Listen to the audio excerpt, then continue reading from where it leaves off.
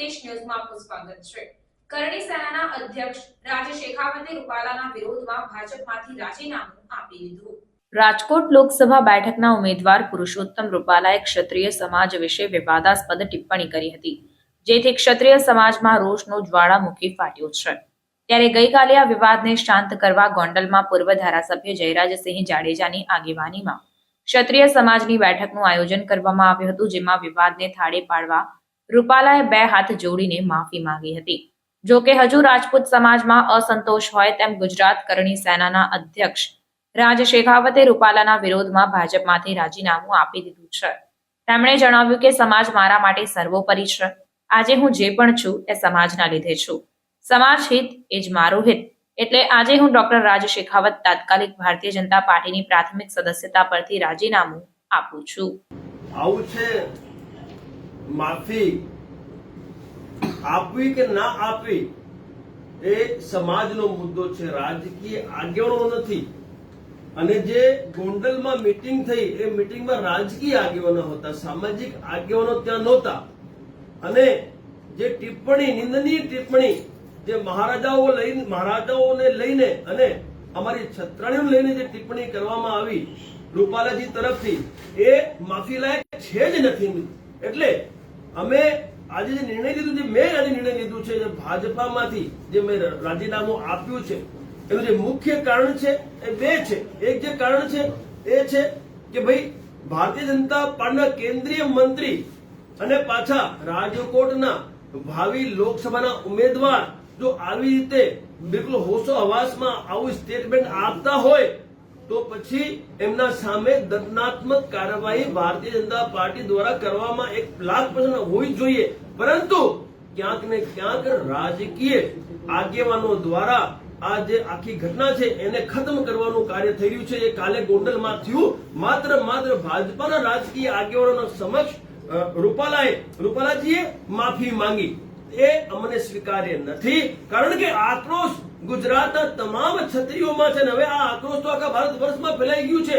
આ વિડીયો કરણી સેનાના માધ્યમથી, કારણ કે કરણી સેના ભારત રાજ્યમાં સ્થાપિત છે, આખા રાજ્ય ભારત વર્ષમાં ફેલાઈ ગયું છે અને આખા ભારત વર્ષથી આક્રોશ છે કે આવું તો કેવું સ્ટેટમેન્ટ અને આવું કયા ઇતિહાસમાં લખ્યું છે કે મહારાજાઓ નમ્યા અને રોટી અને બેટીનો વ્યવહાર અમે અંગ્રેજો સાથે કર્યું। એટલે આ જે સ્ટેટમેન્ટ છે એ સ્ટેટમેન્ટના સામે અમારે માત્ર ને માત્ર એક જ માંગ છે, અમારી છે એ માંગ છે કે જે લોકસભાનું ભાવિ ઉમેદવાર છે એ ઉમેદવારી તુરંત પ્રભાવથી એમની પાછી ખેંચવામાં આવે, દંડાત્મક કાર્યવાહી કરવામાં આવે તો આ ઘટના જે બની છે એવી ઘટનાનું પુનરાવર્તન ભવિષ્યમાં ના થાય। કોઈ પણ રાજકીય નેતા હોય કે કોઈ પણ વ્યક્તિ આવો સ્ટેટમેન્ટ આપતા પહેલા 1,00,000 વાર વિચારે।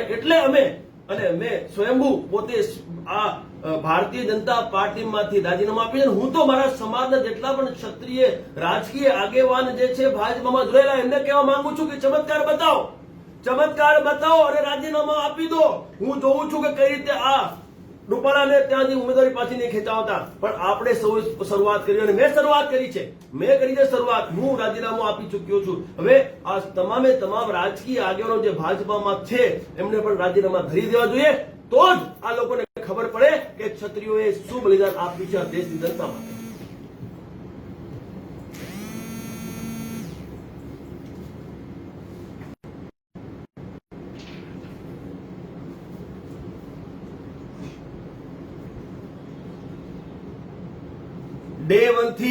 ડે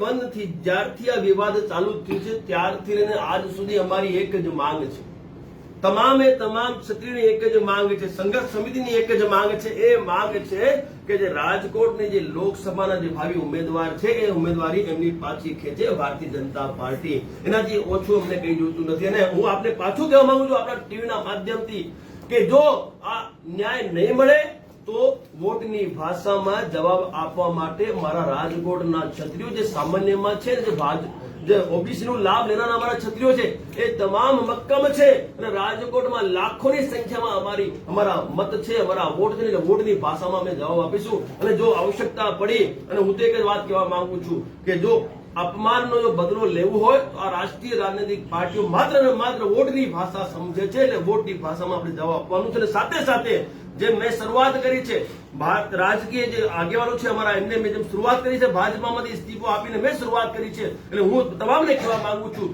કે આ આપણા સ્વાભિમાનનો સવાલ છે, આ માન સન્માનનો સવાલ છે, અને માફી ના આપવાની હોય, આપણે આપણા રાજીનામા ધરી દેવાના હોય તો જ ચમત્કાર થાય અને ભવિષ્યમાં આવી ઘટનાનું પુનરાવર્તન ના થાય.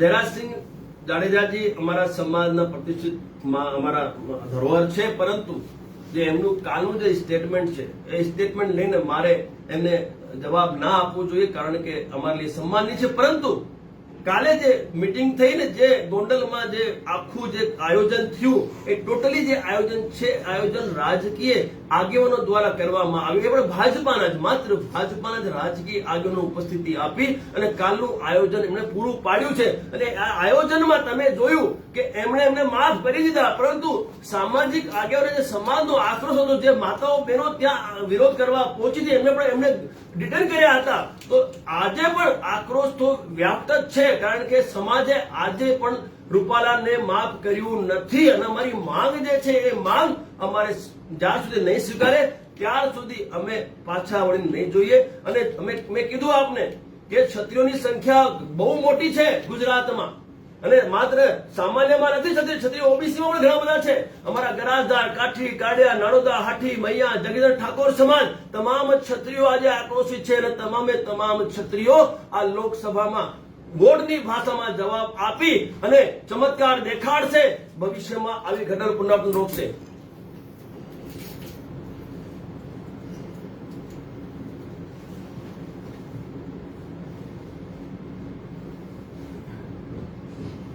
હવે આ સવાલનો જવાબ તમારે જયરાજસિંહની જોડે પૂછવો જોઈએ, મારા જોડે નહીં, કારણ કે એમણે નિર્ણય લીધું છે. હું તો આટલું જ કહીશ કે ભાઈ આ નિર્ણય સ્વીકાર્ય નથી.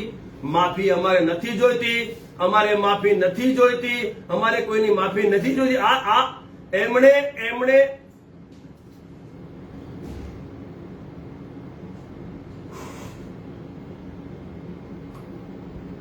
ભાઈ સિમ્પલ છે, રાજકીય આગેવાન તરીકે એમને આ નિવેદન આપ્યું છે. રાજકીય છે, ભાજપાથી જોડાયેલા છે, અને તમામ રાજકીય જે આગેવાનો એમની ઉપસ્થિતિમાં આ બધું થયું છે. બીજી કોઈ પાર્ટીના આગેવાન હતા ત્યાં? કોઈ નહોતા. કોઈ સામાજિક મોટા આગેવાન હતા? નહોતા. તો ભાઈ આક્રોશ સમાજનું છે, સામાજિક સંગઠન મેદાને ઉતર્યા છે. તો રાજકીય આગેવાનો શું નિર્ણય લે? ભાઈ એનું નિર્ણય લે છે સામાજિક સંગઠનોના આગેવાનો. અને એ નિર્ણય અમે લીધું છે કે અમારી જે માંગ છે એ માંગ છે કે જે રાજકોટની લોકસભાની જે ઉમેદવારી છે એ તુરંત પાછી ખેંચવામાં આવે.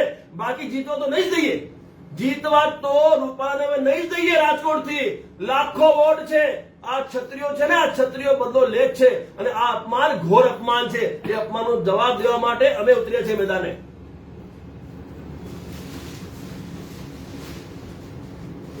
બિલકુલ આખા ભારત